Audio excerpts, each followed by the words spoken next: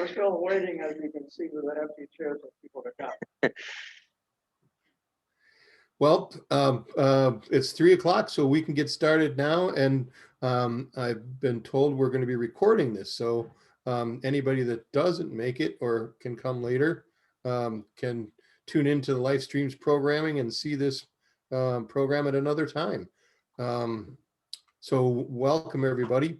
Really happy to see you. I am not standing outside like it looks like, but I was standing outside the other day.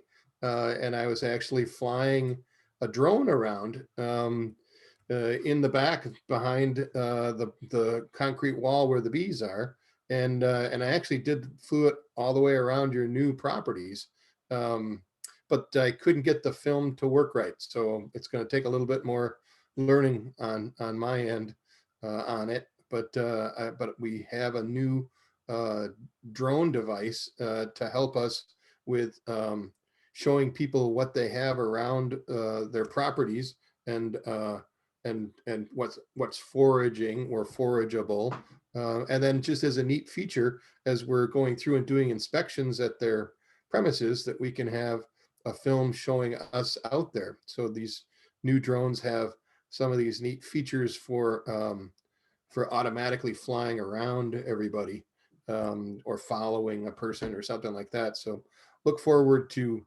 being able to show you some neat drone footage about the different places that we've got our bees at. So welcome. My name's Charlie Keenan, and I'm with Bee Evangelists, and I'm the beekeeper at St. John's on the Lake. And we're going to start up a presentation kind of talking about bees in the wintertime. And we've had another interesting winter, so we'll proceed from here. I'm going to share a screen that's got the PowerPoint show. Afterwards, we'll take questions. I think if there's a hot burning question and you can field it, I can certainly answer it along the way. But otherwise, afterwards, we can talk about all manner of bee-isms. So without further ado, I'm going to share my screen. Bear with us for just a minute. Who can share?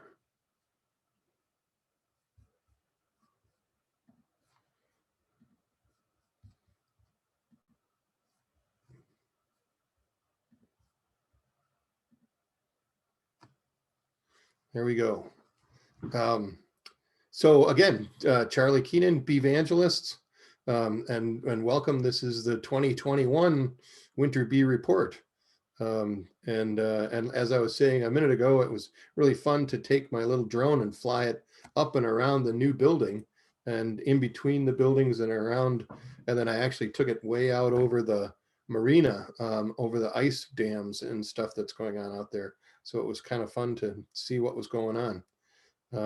The bees are snugly in their winter quarters behind that concrete wall underneath the dining area, and when last we checked them, they were still okay, but haven't been down there through this big cold snap and winter snowstorm. So we'll have to keep our fingers crossed and see how they're doing. As far as the bees all around the rest of our yards at Dretska Park and in St. Francis and out on 55th and Silver Spring, they're doing okay. Lost a couple of hives already, and I think it was because of a high mite load, and that just means that a parasitic mite that's in there that can reproduce in the comb of the hive has taken over the population of bees. It's a problem that we've been experiencing since they were introduced in 1987. And it's kind of one of the biggest problems that we have, because in addition to the parasitic mite itself, they're also vectors for other diseases and problems. So a couple of the hives that we opened, when we saw the bees, when the thermal scan that we took showed no life, we opened it up and there was still a lot of honey. And that's typically an indication that they died of something else because they had plenty of food and blankets to keep them warm. So it was something else that happened. So we'll take a look a little further and see what's going on. I hope you're all warm and happy. I'm nice and warm and happy inside with this great picture behind me. Um, and this summer we were out working with both of the hives, and we ran a test this summer where we left the winter insulators on into the summertime. I took one off on one of the hives and I had one on and one off, just to see if the sunlight bouncing off would allow the bees to be healthier as they regulated the temperatures without any change in the sun's heat. We'll talk a little bit more about it in another slide a little further on down. Interesting results that we got. So what we have are the bees inside of the hive where they make their own honeycomb. And this is flipped upside down so that I can look at one side of it. But the top bar or piece of wood is where they brace their comb, and then they build a barrier of honey, which you can see on the bottom of this bar that we're showing, which is actually the top. And that's like insulation. So just like the pink stuff that's in the roof of the house that keeps the heat in and keeps the cold from coming through, honey insulates the bar, and the bees have their brood down towards the bottom, which in this picture would be towards the top where that cluster of bees is. That's where their babies are, where the family is. So food up on top is insulation. Holger's in our audience, our honorarium, and this is another shot of Holger, who's been our main supporter at St. John's. We brought the bees in so that we could help with all the flowers and things that were growing in and around the area, and as a way of bringing bees down to the east side of Milwaukee. These bees from the hive will travel up to 2.5 miles away and as far as 10 miles away, depending on what forage there is. So they can go all the way up into Shorewood and all the way out towards Marquette if they so deemed, looking for a particular food type to be necessary. I miss you all. I miss being in a room with you all. But this Zoom thing is kind of cool, and we always have our pictures to go with. And you guys don't have any of your antennas, but I wore mine today. So it's good to see you. I put together a card this year with a little bit of a poem, and I took an excerpt of it. It was a drawing that I found and made some alterations to bee eyes it. But it speaks of wintertime, and it speaks a little bit of what we're doing today. So in wintertime, bear sleeps and fox naps. We curl up with books in laps. The bees they muster in a box, wall or tree, round their queen they cluster. Let's us share stories, dreams, and tales till springtime comes again. And so now we'll spend a little time talking about what the bees are doing in the wintertime, whether they're in a cavity in a tree or a cavity outside of St. John's in a top bar hive box, or in a wall or wherever it is that they found. Bees don't migrate, and they don't hibernate either. They actually stay active all winter long. One thing that they do that's very interesting is they go into a form of meditation, not quite like the bear does, because they're still active, conscious, and awake. It's almost like they're going into a collective meditation trance, and there's communication happening. I believe there's storytelling that's going on. There's intergenerational talk about what's been happening. These bees that are inside of the hive, up until recently, um, have been the same bees all winter long. So these bees are going to last 4 months, maybe even 5 months long, whereas a regular bee in the summertime works itself to death in 30 to 40 days. these bees live 60, 90, 120 days. So they've got a lot to be able to talk about. But the reason that they live longer is because they're less active. They go into this torpor stage of meditation, and their job is to huddle around mom and to keep her warm, by using some muscles that we'll talk about and some techniques that we'll learn a little bit about. Now, not all the bees hustle into a cluster in a tree, because nowadays we've kind of turned commercial business into migrating them. And so as of this week, the massive almond pollination in Southern California has begun.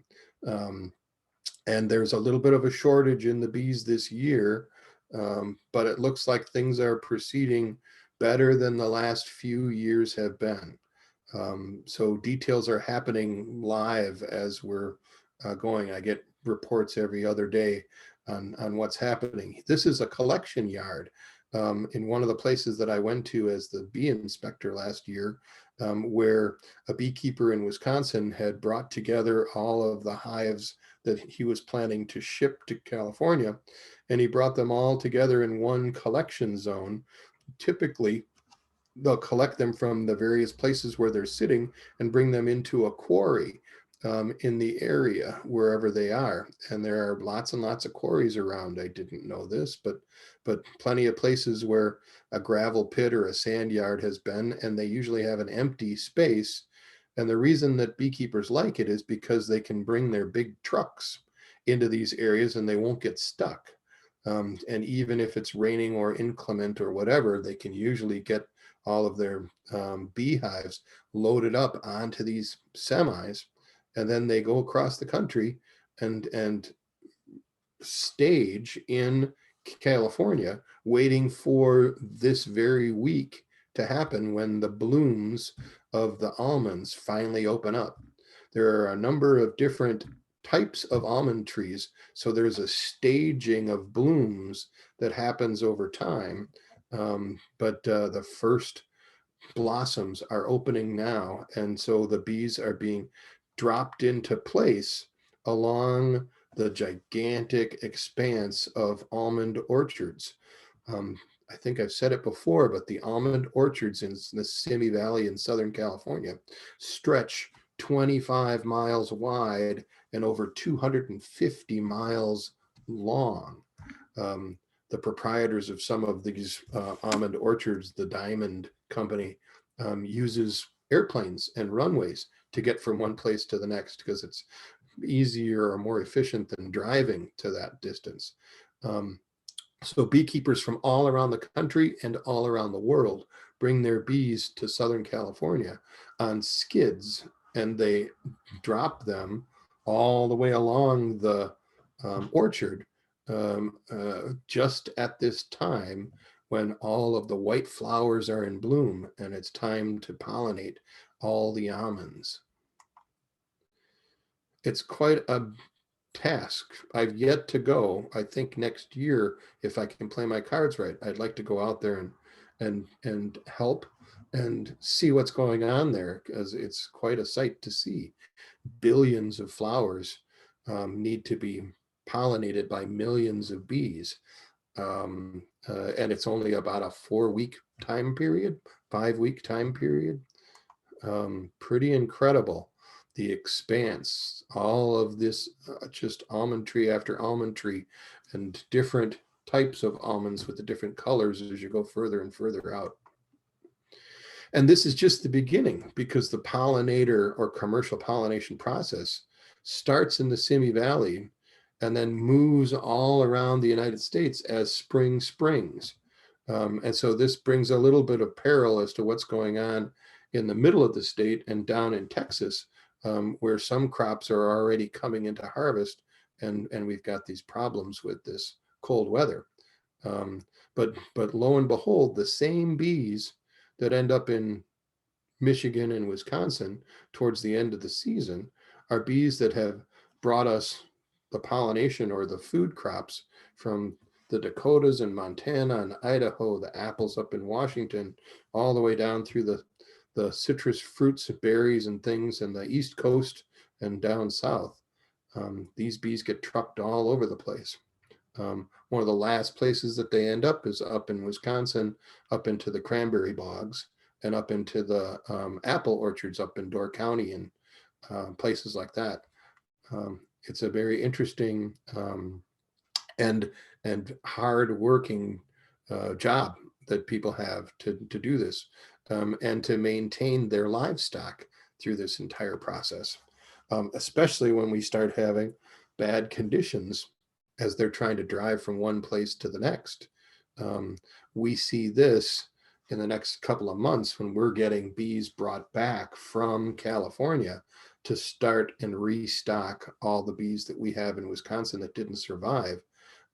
As these polar vortexes happen and as these different things go on, their routes that they're going to take with the livestock oftentimes change. So if a snowstorm comes through the Dakotas, they have to take I-60 instead of I-90 and add hours or days to the trip because they can't run livestock through a blizzard like this. They'd kill all their bees. So it's an interesting and vitally important facet of bees and beekeeping.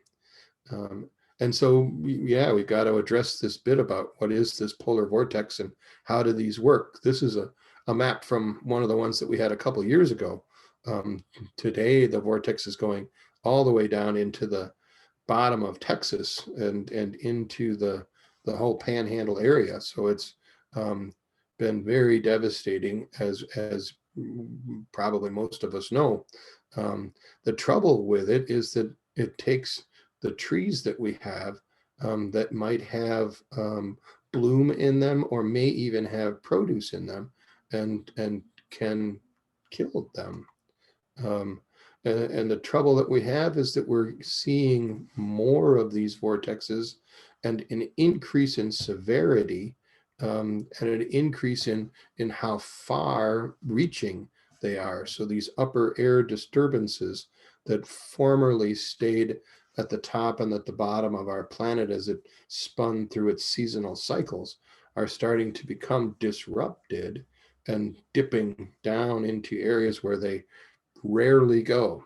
Not to say that there hasn't been polar vortexes through time, but it seems like we get at least one or two a year, where we used to get one or two a decade.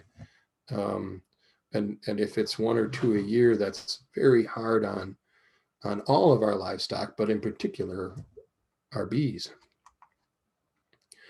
And we know how important it is because our bees are the bringers of food, the bringers of life here on Earth. And so if our bloom is gone, there's nothing for the bee to grab. And if the product that the bees create with the flowers, the fruits, the nuts, the berries, the vegetables, becomes damaged, then that means no more seeds for the next round. So long-term repercussions can begin to happen. When you look at the whole cycle of a fruit and how it happens from the little seeds in the beginning all the way through the bloom and then into the unripened and then fully ripened product, you get to see a little bit more of where a polar vortex can cause problems in several stages. And you also get to see how small the window for pollination really is. Only during that time when that flower is fully open and beyond fully open is it when it's food for the bees. The rest of the time, it's a green desert.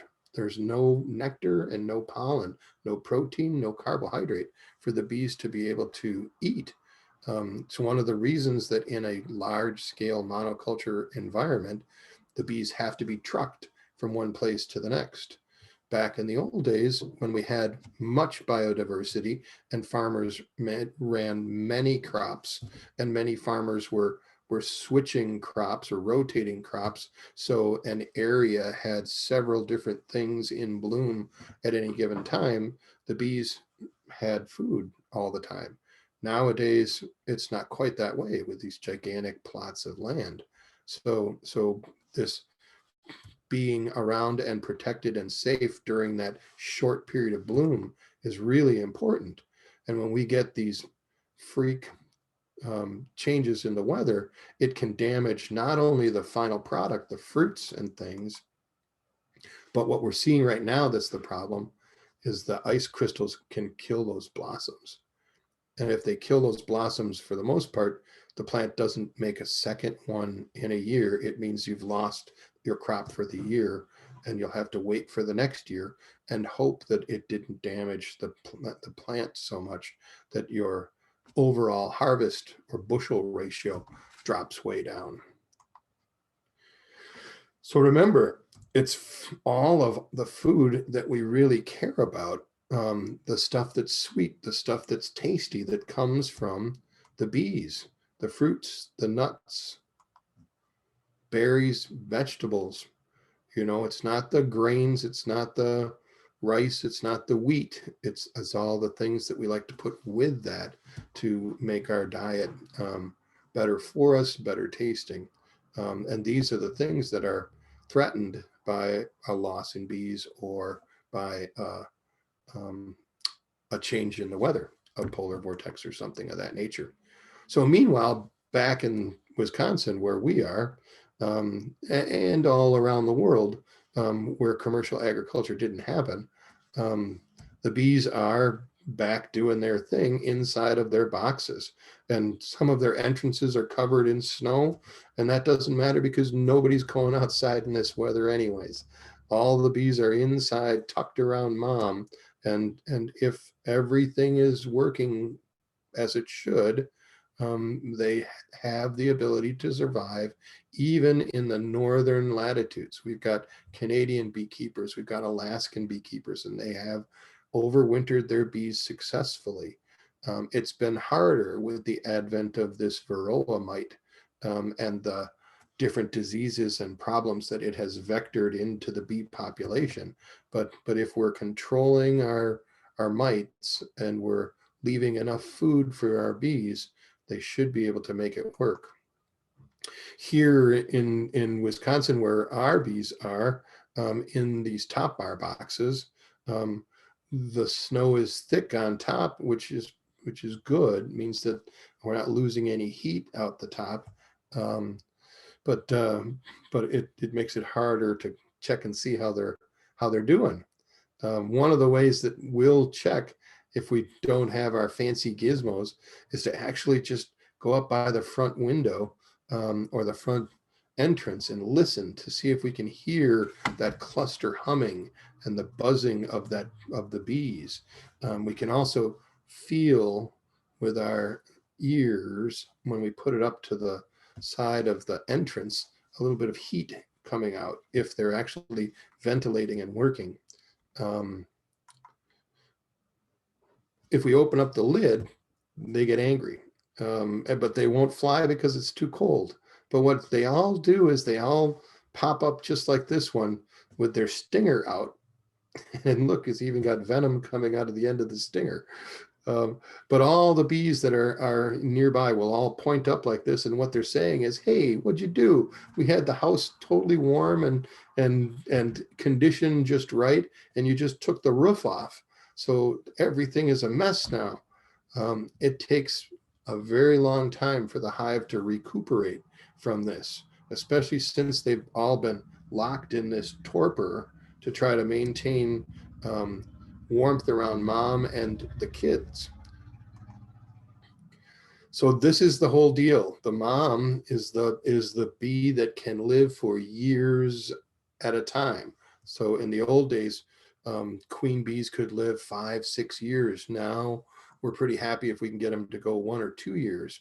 But they, unlike all the other bees, are the ones that need to be kept at a certain temperature because of their livestock, because of all of the eggs that they have inside of them ready to be born. We can't get frostbitten on their tail. We won't have any bees coming out. The babies won't work. So the bees will huddle around mom, kind of like penguins when they huddle around to try and keep penguins in the middle warm. And they do kind of what penguins do too, where the ones in the middle will work and stay warm and then move to the outside, and the outside ones that are cold will move to the inside, and there'll be this dynamic breathing of the bodies as they move in and out and in and out, to get themselves warm. Now, there are special bees that are born in late fall, these winter bees that live longer.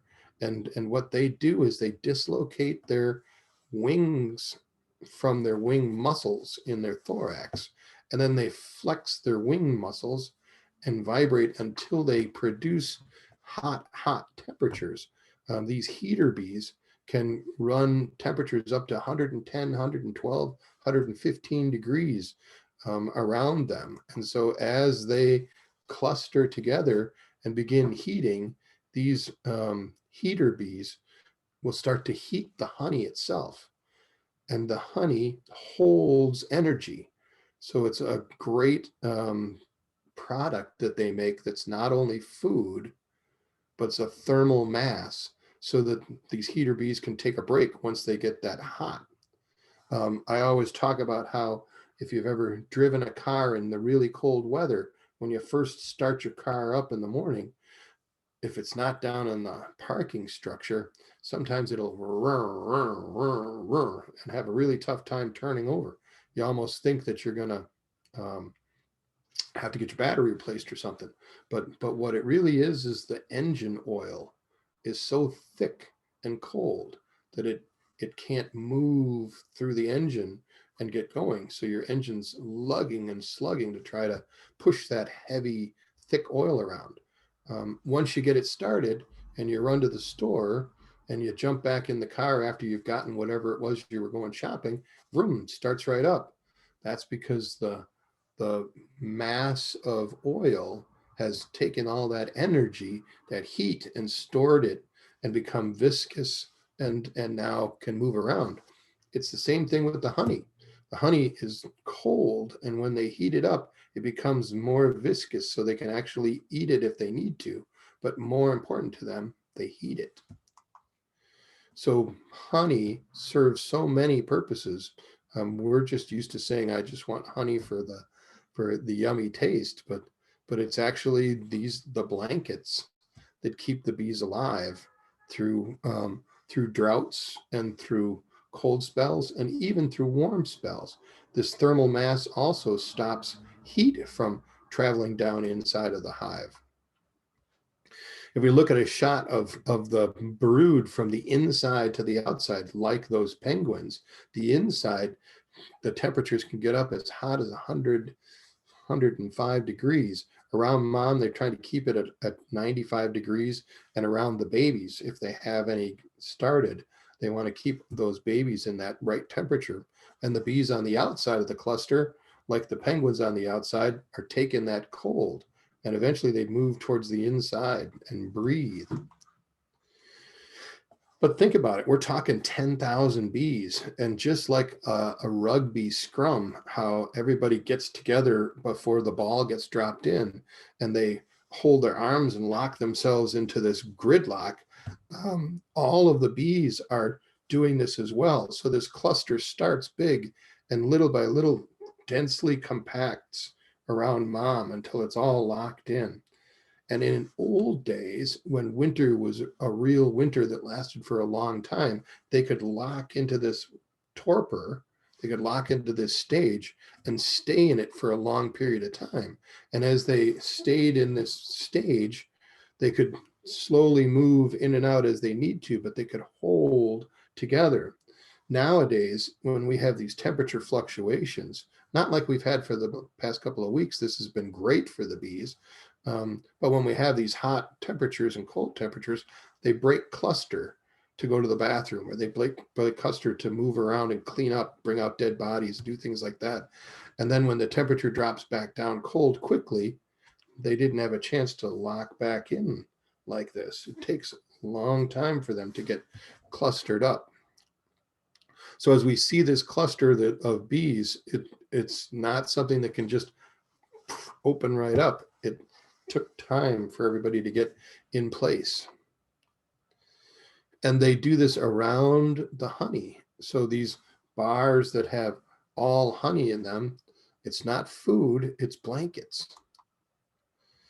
And if we look, you can even see in the wood itself where there's moisture and condensation in the center where the bees are in a cluster. And as that cluster moves, that wood changing of colors moves one way or the other as well. You also see that during the wintertime, you'll see dead bodies. They'll bring out the dead when they can. The undertakers will drop bees down on the ground, and other bees will take cleansing flights on days when it's warm out or the sun is out, and they'll fly out, go to the bathroom, leave themselves, and then come right back in and join back into the cluster.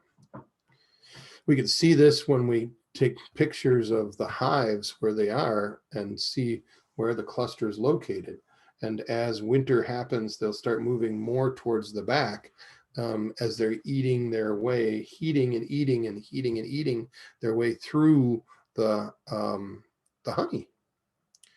When I lift off the lid and look down, I can see from the top view how big the cluster is. So they're working through many combs of honey, and the queen's right in the center of all of it.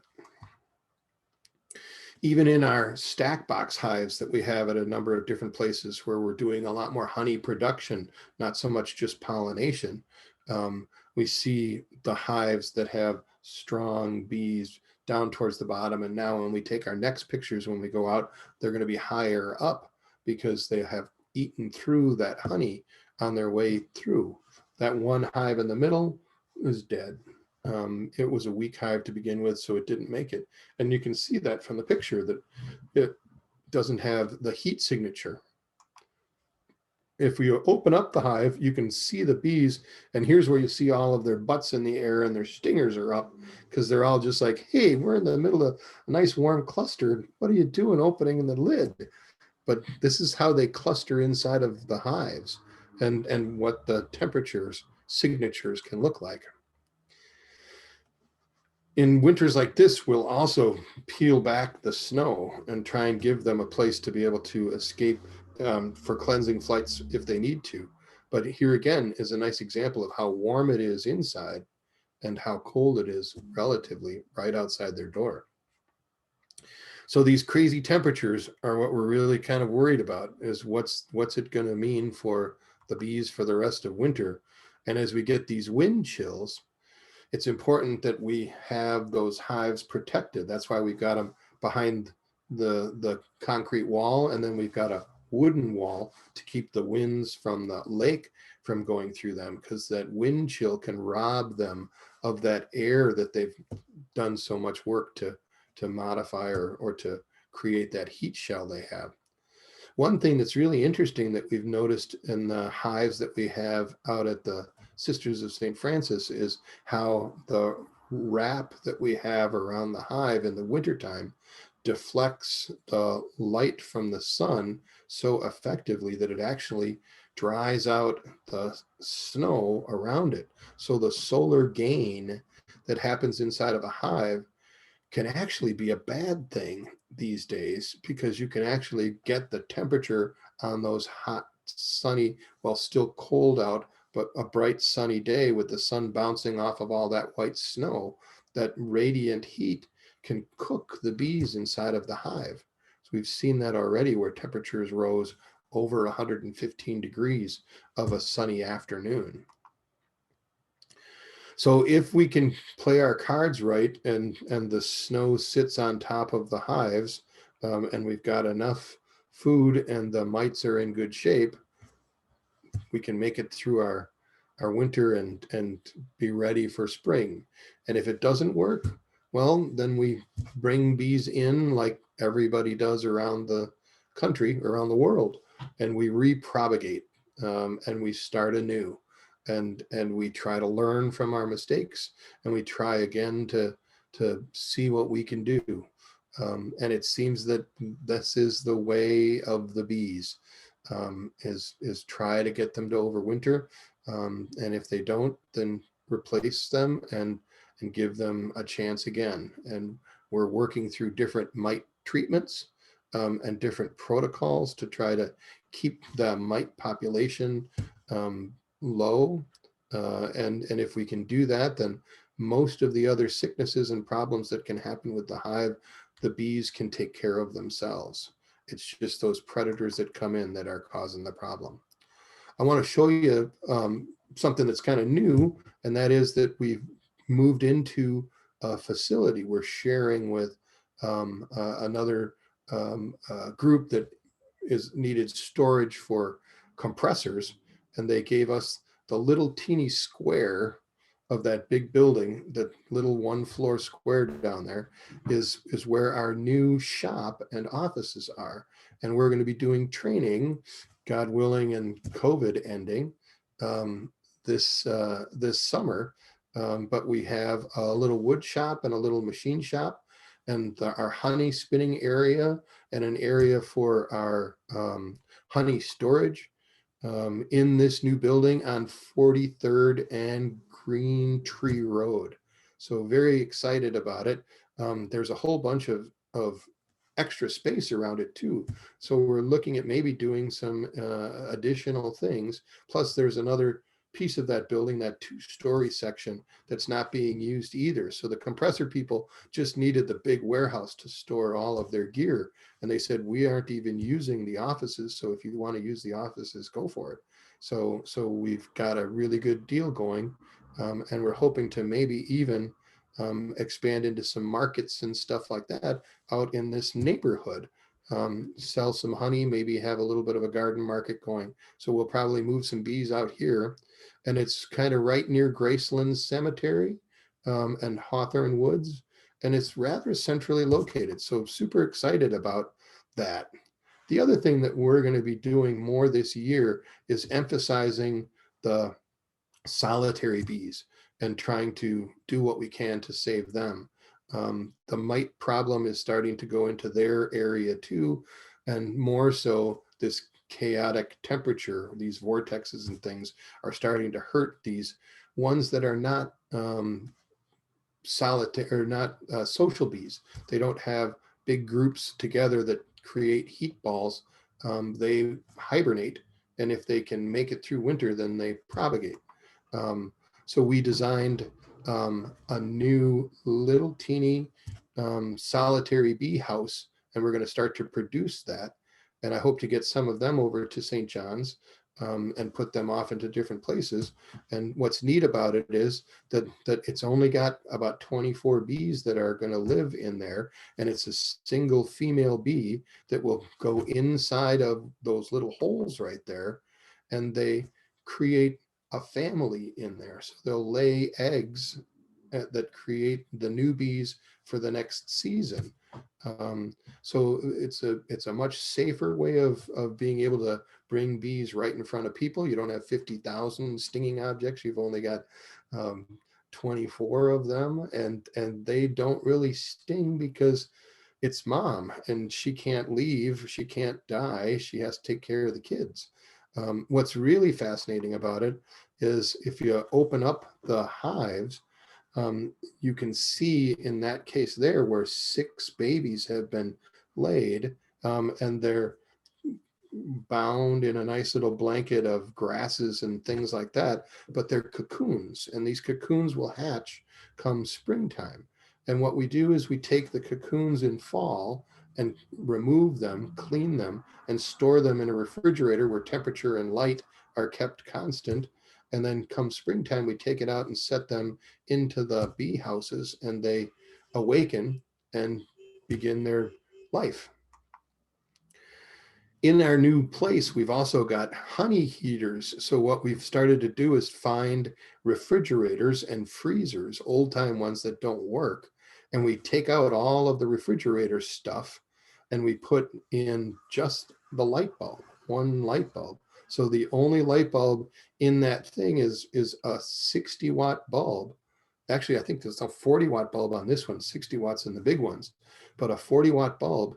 And that 40-watt bulb can get all the honey that we store inside of it up to temperatures well in excess of 115 degrees. So if you look at at the picture on the side, there's a little gadget or a green and gray gizmo with a number on it. And that's a thermal regulator switch so that it turns the light on and off as it needs to. And if you look a little closer inside of the door next to the white bucket, there's a fan that we use to circulate the heat around so that it's consistent. So now we're able to process our honey and create different types of honeys, which is the other thing I'm excited about, using these old or repurposing these old refrigerators for a new life. So it's kind of a neat new project that we can have kids and people that want to help us work on building more of this equipment. So the thing I'm excited about, a friend of mine came out just a few weeks ago and said he's got some Vietnamese cinnamon. And I don't know if any of you are familiar with Vietnamese cinnamon. I didn't know cinnamon from cinnamon, but apparently Vietnamese cinnamon is the most pungent or the choicest cinnamon out there. And of course, we've got Penzeys Market, a great place here in Milwaukee. And so I picked up a bunch of freshly ground Vietnamese cinnamon, or Saigon cinnamon as I call it, and we blended it into the honey, and it is amazing. What's wonderful about it is that it stays in a blended form all the time. It doesn't separate. It works terrifically. So we've just started making some of this. I don't know if we'll make more. It depends on demand, but everyone that we um, um, sold this stuff to has come back and bought and demanded many more. So interesting new thing. It is amazingly delicious, and it's available for you guys using the order forms. Now we still have the same things that we showed over Christmas time. So if you guys want to, or over the holidays, if you want to get more honey, either in the comb or in the jar, or if you're interested in lip balms or any of the hand creams or skin conditioners, you can still get them. And what I've been doing is just bringing individual packages as numbers are accumulated to the south entrance, and the receptionist at the south gate calls up you residents and tell you that it's there, and you can either pay me, there's an envelope down there, so when you come get it, or you can pay in advance. And there's a little form that you'll have available to you where you can order what you want to, with a whole bunch of payment options to do what you want to do. So while it lasts, we've got the cinnamon honey available, and we've still got some of the light honey. I know over the winter time we were talking about the black honey that we get every 2 years, and that's just about run out. But the rest of this stuff is still available. So if you're interested in your own local product, help yourself. I want to thank you very much for spending time learning about the wintertime and the bees, and thank you for supporting what we're doing with Beevangelists. This is a brave new time where we're going to be doing more online presentations, but we're trying to open up that shop to be able to train more beekeepers and to bring more people in to see bees and to see the actions and activities that happen around the bees. So I'm going to stop this screen share and take questions if you'd like.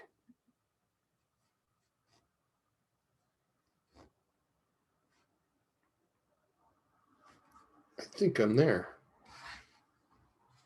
It helps if I unmute. Ah. From Zoom, it may be helpful to explain the difference between bees, wasps, and yellow jackets. I teach the young in my family to respect bees versus being very cautious while removing wasp nests. Oh yes, that's a great, yeah. I've done that on some of the other talks. In fact, when we get into our spring talk, I'll get into a lot more of the difference. So when you really talk about it, the difference between a bee and a wasp, bees are defenders and wasps are attackers, and their whole DNA and structure kind of revolves around it. If you look at a wasp up close, its body is armored. Its wings are swept back. Its stinger is reusable. It's set up to attack other things, to go after other things. Whereas a bee, even the solitary bees, are fuzzy so that they can pick up the pollen that's floating around in the air and the pollen on their bodies as they go through and do their thing. Most of them only have a single sting, so their stinger has a barb on it and will remove into its prey, into whoever it is that has deserved a sting. And the reason that is because it's a marker so that other bees will make this threat go away. They're defending their home, and they have to put markers on predators to keep them from continuing to harm the family. Whereas wasps are free agents running around and causing trouble. So you'll always find wasps around your food, but you hardly ever see a bee around your food because bees are looking for nectar and looking for pollen, not a peanut butter or jelly sandwich or a steak or whatever, hamburger or whatever. But the wasps are omnivores, so they'll eat whatever opportunity gives them. We see them a lot in the fall when the rest of food starts to dissipate and there's not a lot of crops out there, flowers and things. The wasps come in and start getting really up into our business, right? So yeah, it's always good to respect your distance when you're near any kind of a nest of wasps or hornets, because not only will they attack in large numbers, but they'll sting you repeatedly. So just 2 or 3 of them can cause a good deal of pain. Hundreds can cause you much more. Bees, on the other hand, usually have a perimeter of defense. So when they start to sting, they if you move away, although not running, but move away quickly and deliberately, you'll get past their defense line and they'll stop the attack because they'll return home and make sure everything's okay.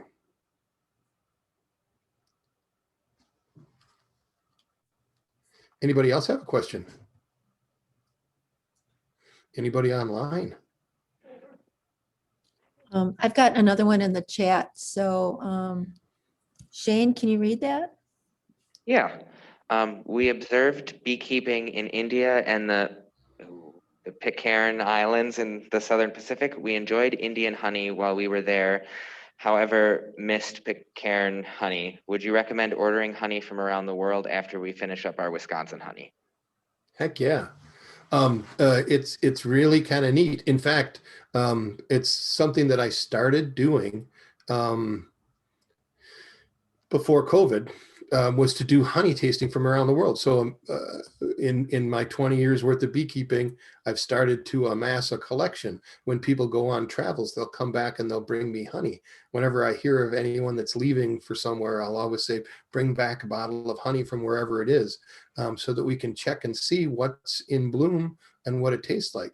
Now, we talk about seasonal regional honey here. That happens everywhere. But seasonal regional means that during a certain season, spring, summer, fall, certain flowers are in bloom in certain regions. And so the honey of a particular beehive will change depending on the region and the season. So you've got quite a few tastes that can happen without even traveling. But when you travel, it just expands all of that. So then you've got all kinds of different things that you can have. So I got some Japanese honey last year, and it was very pungent, unusual taste, and it was a moss that they that blooms there, and they harvested from this particular type of a moss, and it has a dark and smoky kind of a flavor.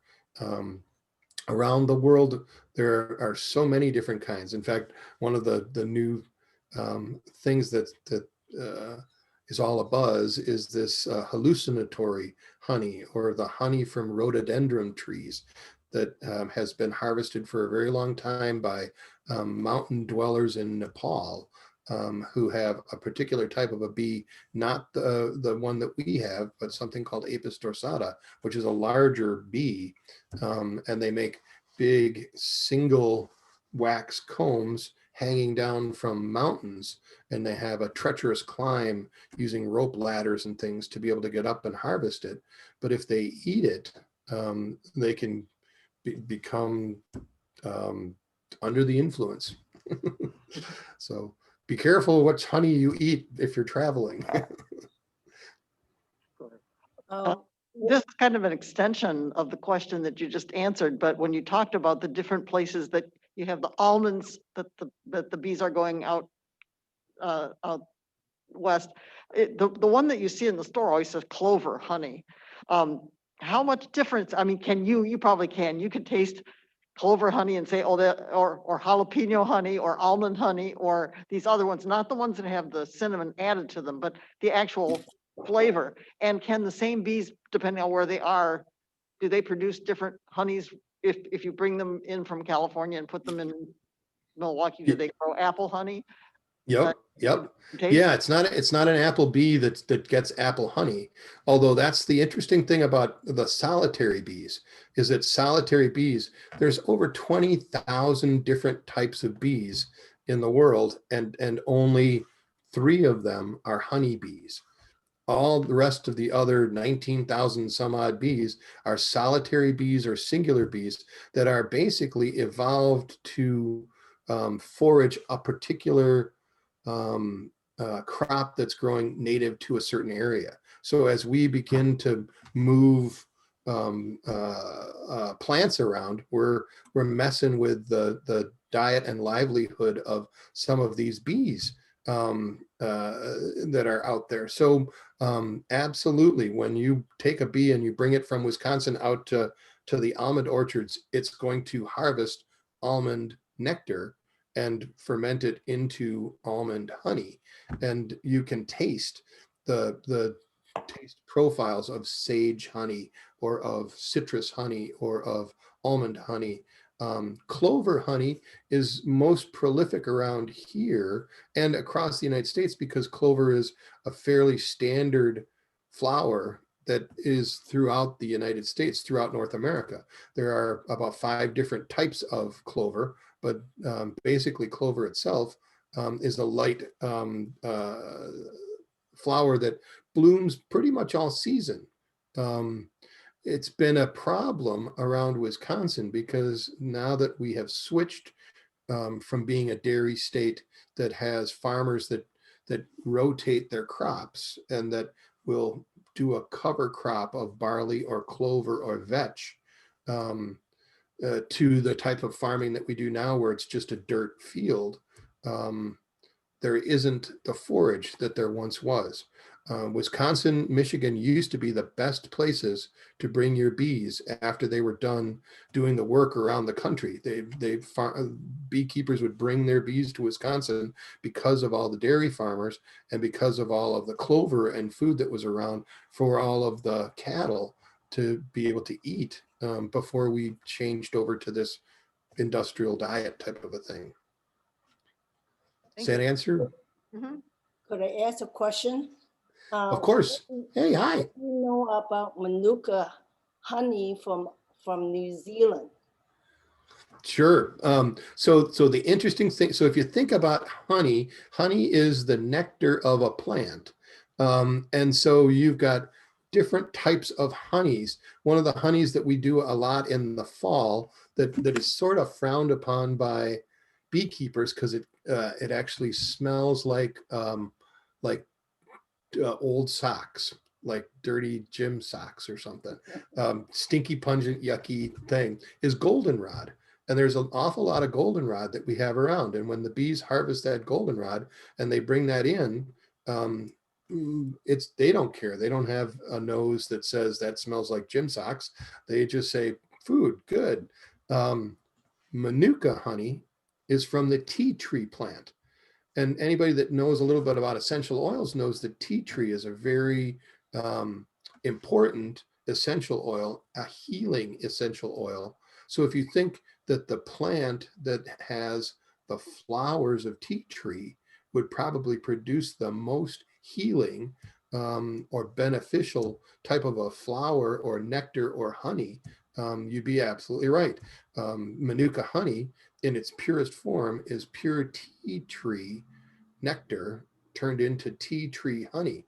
And it has the highest antibacterial, antifungal healing or restorative property of any plant that we know of that's out there in abundance.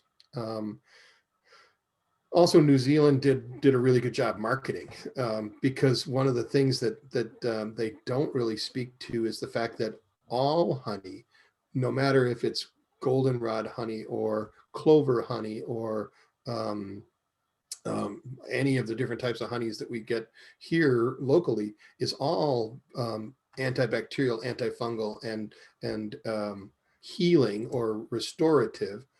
It's just in orders of how much it is. So that Manuka honey is the best that we know of in the world. Tupelo honey is another kind, and it's only down in the bogs of Florida and Mississippi area that you get the Tupelo tree and this Tupelo honey that comes from it. But Manuka honey and actually some of the other honeys, I don't remember what kind it is used in bandages, in burn centers all around the world. If you have a bad 3rd-degree burn, you apply Manuka honey bandages that are specially processed, et cetera, but they put it onto the wounds. And the reason that they do that is because the honey is antibacterial and what was it, hydroscopic, meaning that it draws moisture into the honey. So if you put it on a wound, it will draw the moisture out so that bacteria cannot infect. Got a question from Zoom. How do you get a new queen and start a new hive? Yeah. Well, getting a new queen is kind of the big deal. She's the mother of everybody there, but she doesn't have to be their mother. You can get another mother. And so the hive or the superorganism, the entity itself, will generate a new queen if they find that their queen is not up to speed, not producing properly, or if they find that the demand for their services out in the world is so great that they need to franchise their operation. They'll make an offspring, they'll make a swarm, they'll make a baby. And the baby is not just a queen, it's the queen and her retinue or her family. And it's when a hive splits into two and one flies off to start over again, usually taking the mother of the hive original, and she makes a new princess in the house. And before she leaves, she makes sure that the larder is stocked and there are plenty of babies to be born, so that the new princess, before she becomes queen, goes out and mates, has all of the business taken care of. And then the mother, who's proven herself worthy because she's built this hive big enough, will take off with half of the bees and go and make a new hive in the neighborhood and continue to service the growing demand of blossoms that are around them. Now, in our business of domesticated or commercial or hobby beekeeping, we need to get bees in springtime, and it doesn't really matter what the forage is or what the bees think. We need to get them. And so what we have been doing for ever is ordering bees that are brought from the end of this gigantic pollination process that's begun in Southern California. So in on the East Coast and on the West Coast and on the south of the United States, beekeepers have been ramping up their bees by feeding them food and lots of sugar water to get their sizes up so that they're strong enough to be able to go after all the bloom that's happening right now as spring springs down that way. And as soon as they're done with the big almond pollination, there's an abundance of bees. And so the next thing that the beekeepers do is shake their beehives out into boxes, packages. So they'll put 2 pounds and 3 pounds, 5,000, 7,000, 9,000 bees into a box. And then they'll bring a queen that they know has been mated and put her in a cage and put her in that box and send that box on its way back over to here. And we can put that box into a new house, and this new queen who is not their mom. And in fact, in many cases, they're not even each other's brothers and sisters. They're shaken in from all over the place into this box, and a new mom is dropped in. And during this trip from California or Georgia or wherever, her smell, her pheromones let everybody know in the house, hey, it's okay. We have a mom. It might not be our mom, but it's a mom, and that's good enough. And when we empty that box into a new house, then they say, oh my gosh, we have a house and a mom. Let's get busy. And they start looking out into the world and they say, oh, and spring has sprung in Wisconsin. So just in time, we're here and we can begin to make abundance around us. So packages is one way of doing it, and then splitting hives. So what we did last year, we took the hive that overwintered and we split it into two, so that the new mom could grow into the old house, and the old mom could start over onto another house. So many times we'll propagate, or we'll do our own splitting of colonies as well, as we see the signs are correct, for being able to have that happen. Does that answer? Yeah, we've got another one that we got some answers from the chat, but for the people in the CAC, is there a health benefit to adding cinnamon to honey? Well, besides the fact that it's super yummy and you eat 10 times more because it's so good, I don't know.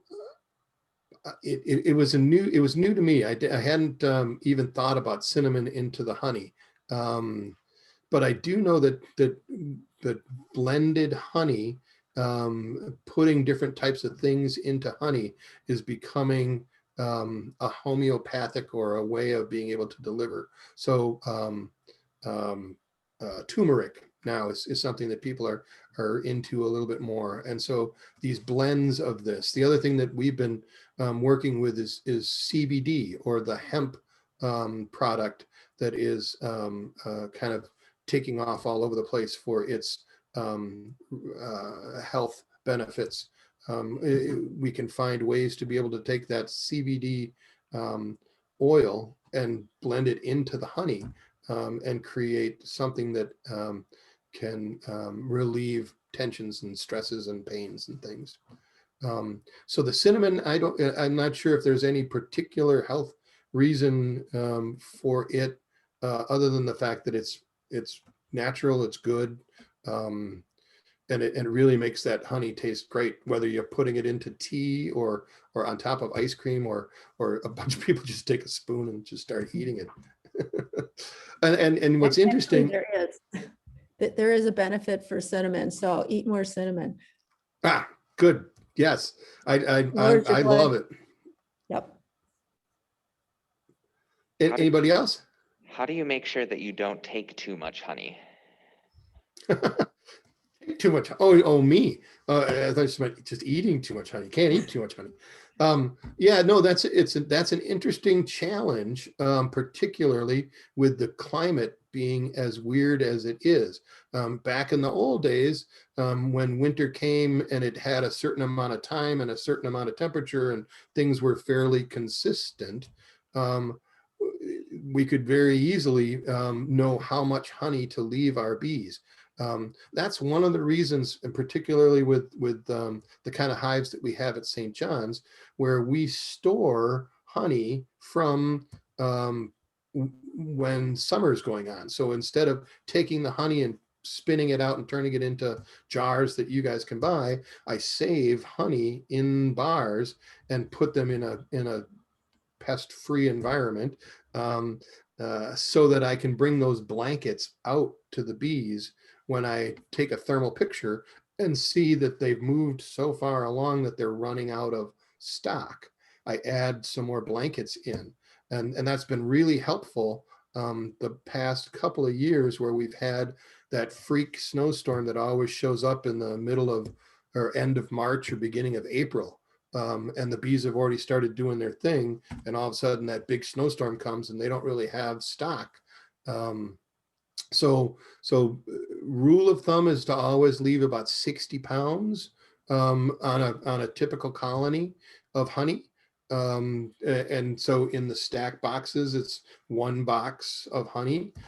In our top bar hives, it's as many bars, like 7, 8, 9 bars that we can put beyond. And then it's all this storing. So come fall, we start to feed the bees a thick sugar syrup, 2-to-1 sugar to water ratio, so that they can create, it's not as nutritious and as good as the natural product, but if they've gone through droughts, and that's usually been the problem the past 5-6 years, is that fall is very dry and long, goes all the way into December, like it was this year. We had, no snow and moderate climates all the way past Christmas. So the bees didn't have a chance to get into torpor and stop eating. They were still moving around and consuming. So they were eating a lot of their blankets. So I wish it was 30 years ago and 40 years ago when beekeeping was a very easy thing to do and success was always the case. It's much harder now. I think this is a good question to wrap up the end of this. Regarding volunteers at the processing center, what is involved with being a volunteer?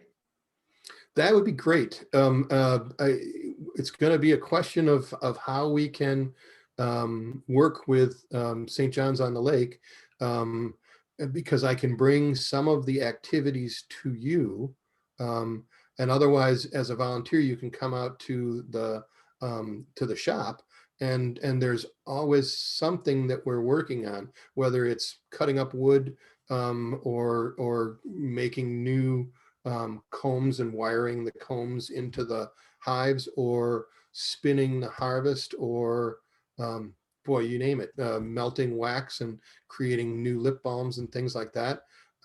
So the thing to do would be to sign up, call me, or send an email, and the information is on that form, and say that you're interested. And then I'll gather your name. And as I begin to do different projects, I'll send out an email to you and say, do you want to come out?